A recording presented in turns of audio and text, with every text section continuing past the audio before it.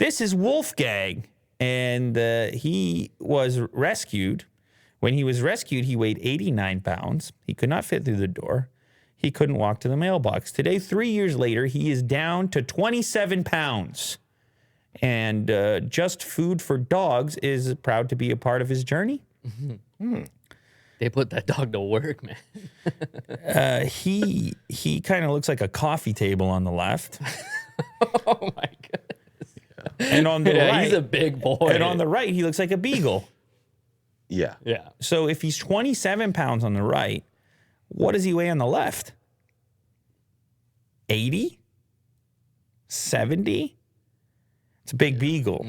I think a beagle's typically around 30, Yeah. if I'm not mistaken. Yeah. But this must be I don't even know how this process works because, like, if when the dog gets that heavy, wouldn't you just monitor the food Intake? Like, wouldn't there be a way, or is that traumatic? Maybe you have to do it in a very special way. Oh, like lower it slowly. Maybe it's actually quite complex. Yeah. That you can't just start Well, cutting it switching off. food is pretty complex. You got to do it in. Because of the digestive Exactly. and So I think you're right. Yeah. Or it does a lack of exercise play a massive role, and then just walking around, and all of a sudden the pounds are falling off, having some fun and so forth. Maybe a little bit of both. Probably a little bit of both.